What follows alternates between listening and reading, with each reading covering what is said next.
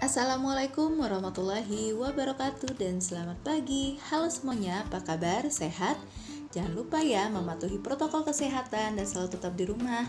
Baiklah, hari ini Ibu akan membahas materi di video ini tentang sehat itu penting. Materi ini adalah materi tematik terpadu IPA. Yang akan kita bahas adalah tentang organ peredaran darah manusia. Peredaran darah manusia. Kita lihat penjelasannya. Peredaran darah manusia atau peredaran darah yang sehat memungkinkan tubuh berfungsi dengan baik. Peredaran darah manusia terdiri atas jantung, pembuluh darah, dan sel darah.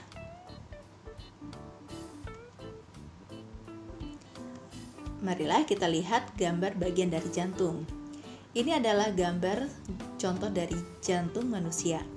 Nah, untuk bagian-bagiannya akan kita lihat berikut ini. Nah, pada jantung ini, bagian yang terletak pada serambi kiri terletak di bagian sini ya, di atas tetapi di bagian kiri. Sedangkan untuk serambi kanan terletak pada sebelah kanan tetapi terletak di atas bagian jantung. Sedangkan untuk bilik kiri itu terletak persis di bawah serambi kiri, dan kemudian yang terakhir adalah bilik kanan. Bilik kanan itu persis terletak di bawah serambi kanan. Kemudian kita lihat aorta. Aorta ini merupakan arteri terbesar yang mengalirkan darah dari jantung. Nah, aorta ini terletak di bagian arteri atau yang berwarna merah ini ya. Kemudian kita lihat selanjutnya adalah katup. Katup ini memiliki fungsi untuk menjaga aliran darah tetap searah. Nah, untuk mengetahui apa fungsi dari serambi kanan, serambi kiri, bilik kanan dan bilik kiri, marilah kita lihat pada penjelasan berikut ini. Yang pertama adalah serambi kanan. Serambi kanan itu berfungsi untuk menerima darah kaya karbon dioksida dari seluruh tubuh.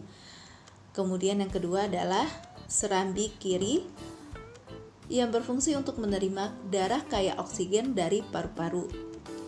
Kemudian yang ketiga adalah bilik atau ventricle atau kanan. Itu berfungsi untuk memompa darah kaya CO2 ke paru-paru atau karbon dioksida. Kemudian bilik kiri yang berfungsi untuk memompa darah kaya oksigen ke seluruh tubuh. Urutan peredaran darah. Harus kamu ketahui peredaran darah manusia itu terbagi atas dua. Yang pertama yaitu peredaran darah besar, yang kedua peredaran darah kecil. Nah, bagaimana sih peredaran darah tersebut? Mari kita lihat pada penjelasan berikut ini. Peredaran darah besar. Ini adalah salah satu organ peredaran darah manusia, terdiri dari jantung, paru-paru. Ini adalah seluruh organ manusia, di mana darah itu akan mengalir ke seluruh tubuh manusia. Untuk peredaran darah besar dimulai dari bilik kiri. Nah, dimulai dari sini, dari bilik kiri, kemudian menuju ke aorta yang berwarna merah. Dari bilik kiri menuju ke aorta, kemudian menuju ke kapiler seluruh tubuh. Nah, kalau yang berwarna biru ini adalah vena. Selanjutnya yang terakhir menuju ke serambi kanan. Bagaimana? Paham ya? Berarti dari bilik kiri menuju aorta, ke kapiler seluruh tubuh, vena, dan serambi kanan. Selanjutnya kita akan lihat peredaran darah kecil.